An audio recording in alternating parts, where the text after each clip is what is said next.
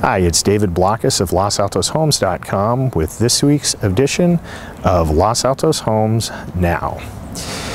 And this week I'll be talking about things you might want to consider if you're looking at buying or selling a home that has a swimming pool.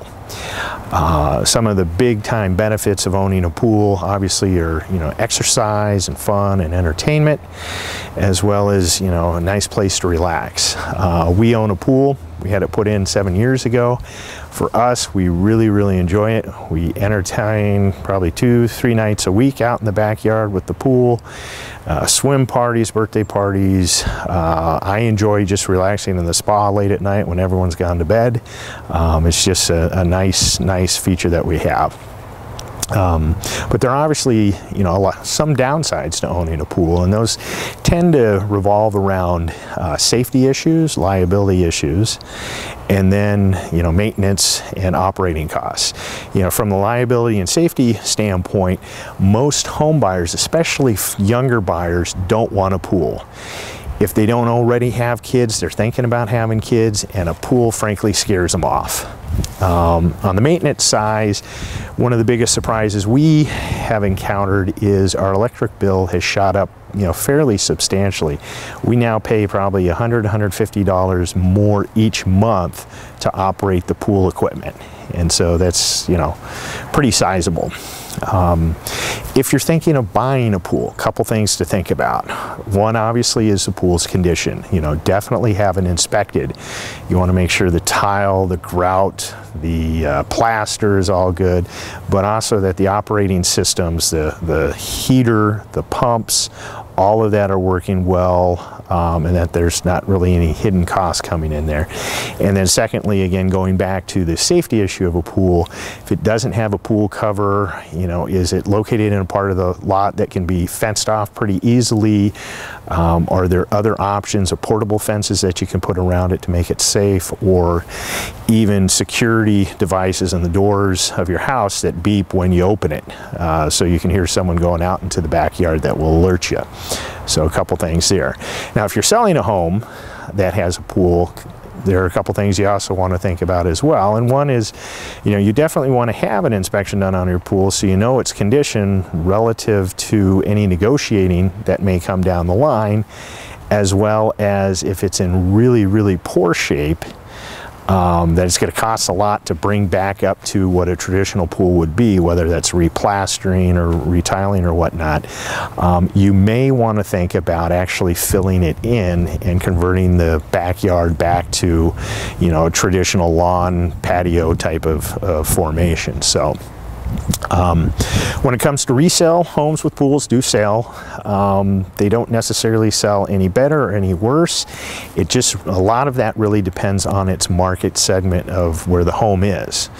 Typically, and again, this is a typical scenario, if you're in a first-time buyer market, and that's usually derived by price point, most first-time buyers don't want a pool. Again, they tend to be younger, tend to be, on that threshold of kids and that type of thing, and the additional safety and cost structure they just don't want to deal with, so they don't want a home with a pool.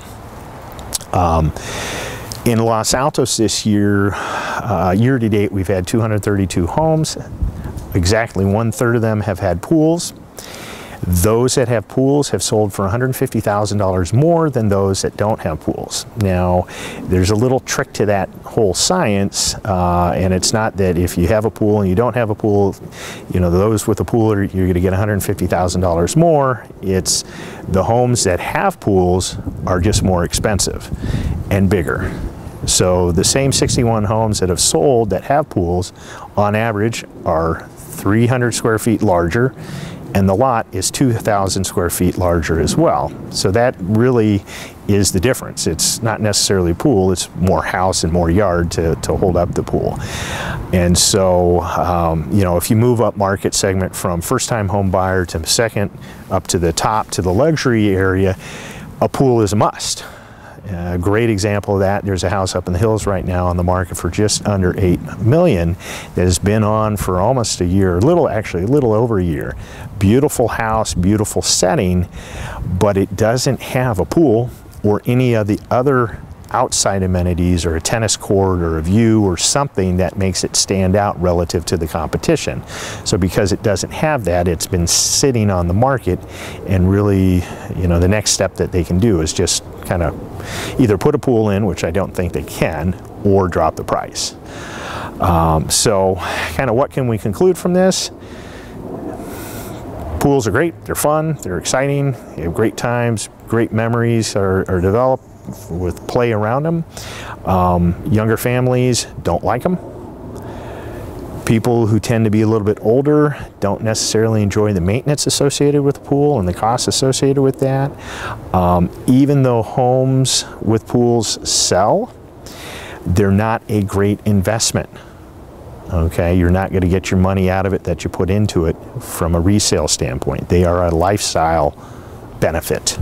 And lastly, definitely home sellers, if you're in a market where a pool is not a normal type of thing, or your pool itself is suspect as far as condition-wise, it may make great financial sense to spend the money to fill in the pool and re-landscape the backyard, bring it back to sort of a traditional backyard, and that'll bring in more money when it comes to actual selling.